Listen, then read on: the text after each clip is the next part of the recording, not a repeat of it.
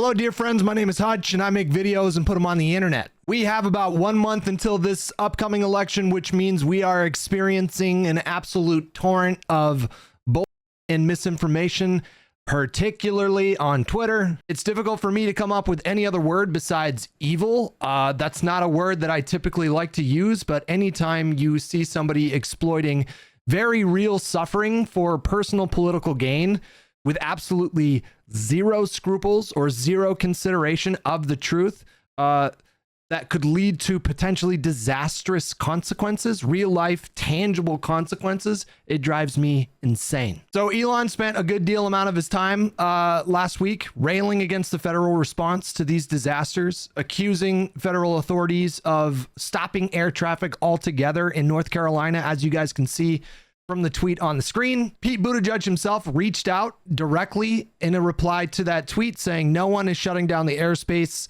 and FAA doesn't block legitimate rescue and recovery flights. If you're encountering a problem, please give me a call. Elon responded by saying there are hundreds of reports of FEMA, FAA blocking flights. This literally just happened. I will follow you. Please DM. And then after 12 minutes of radio silence, he says, still waiting. The helicopter is trying to land to deliver critical supplies. What's the number to call? First of all, you're talking to a cabinet member. You're talking to somebody who serves the highest office in the entire country. The fact that you had to wait 12 minutes for Pete to respond to you on Twitter or reach out to you over a phone is just not that much of a concern, is it? Like, I like how Elon thinks that the world should just like stop and focus entirely on him just because he says so. Mayor Pete went on CNN to recap his phone call with Elon and went a little something like this. Yeah, I'm a big believer in picking up the phone. So I saw information that he was putting out that didn't seem right to me. It suggested that the FAA was preventing emergency flights, which is definitely not the case. So I encouraged him to talk to me. That's what I would do with any major business leader who's encountering a problem. And we spoke and found that there was an issue. It wasn't that the FAA or FEMA was preventing emergency operations, but there were some coordination issues on the ground. We talked about it and got the information that was needed, and that issue was resolved. The sheer amount of misinformation that was going around on Twitter last week was astounding. I mean, it was a flood. It was a torrential downpour of lies, of like just flat out lies. And these things can have serious consequences. So if you have people in a disaster zone that are affected by some natural disaster, and they have access to federal programs that go well beyond the $750 stipend that people get from FEMA in the initial 3 days following some kind of a natural disaster. There are so many other programs that people can apply for to get compensation if their house is destroyed, for example, and it's not covered by house insurance. There are literal dozens of programs that people can apply for. And if you're telling your massive audience of followers that these programs don't exist, that all you get is $750, that the government is actually taking money that should be going to you and sending it over to Lebanon or giving it to illegal immigrants, all you're doing is you're causing confusion. And if you have somebody who follows you, who is in that disaster zone, you are now actively confusing that person. You are now potentially causing that person to not rely on federal programs that are afforded to every single American that are affected by a disaster. So if you don't know to go to these agencies and apply for this or that program, for this or that emergency fund, then you could be missing out on critical relief for you and your family. Never mind the fact that every single governor in every single state that was affected by this hurricane last week said that the Biden administration gave them everything that they asked for immediately.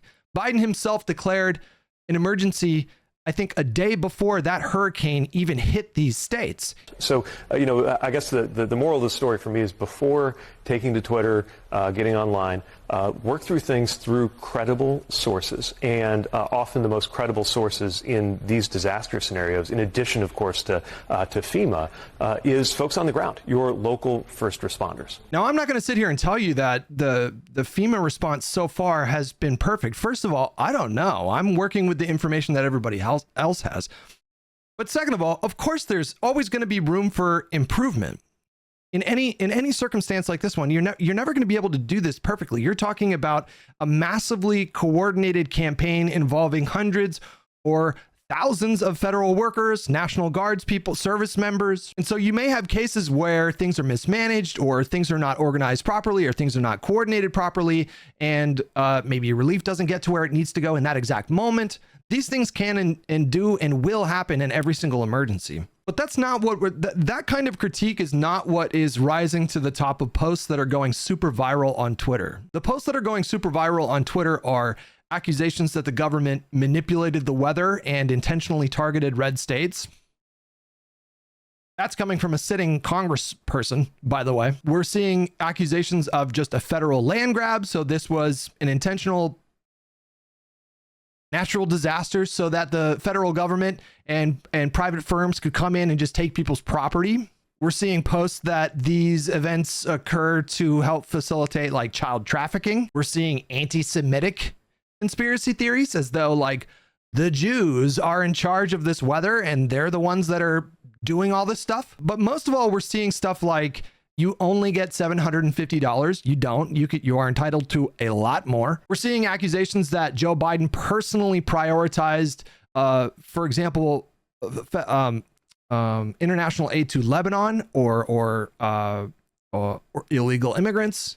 That we're seeing accusations that Joe Biden personally prioritized these things over FEMA, which betrays a total lack of understanding of how our government is structured. Has Elon Musk stopped spreading?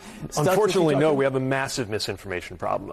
And this is something that actively harms the ability of responders to do their job. Yeah. I think a lot of it's driven by politics. Some of it's just the internet doing what it seems to do lately and amplify the loudest or strangest thing that is being said. Yeah. But this is a real problem with life and death implications. Because it is. It's a real problem. There are these things called appropriations in our federal budget, and Congress decides what those appropriations are. So Congress will say, okay, you get this amount for Medicare, you get this amount for Social Security, you get this amount for education, you get this amount for FEMA, you get this amount for international aid.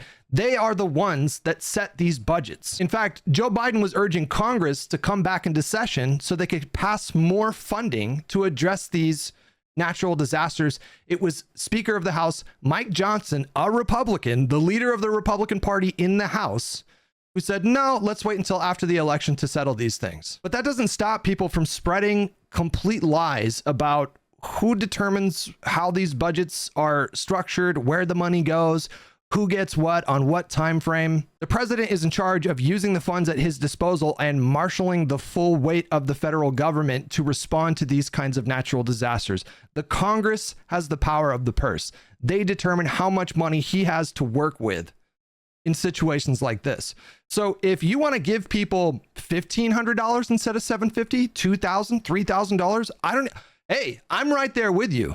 But if you're a Republican that's complaining about these things, you should probably hit up your local representative, your state representative, your state senator. You should probably hit up Mike Johnson and ask him to convene Congress and increase these budgets. That's how you get that done. Joe Biden cannot do that by himself. The president does not have the authority to do that. And so for people like Elon Musk to spend so much of his time last week, I don't know if it's deliberate.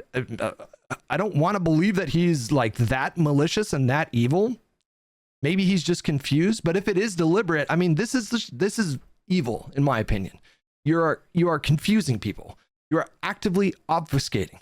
And again, if you have people that are following you, that take you at your word, they may not know that they qualify for various federal aid programs that are going to help them get through the worst of this. It's pretty nauseating. It represents, I think, the worst in American politics. It's just pure cynicism. It's just pure self-interest and exploitation, and it's just wrong.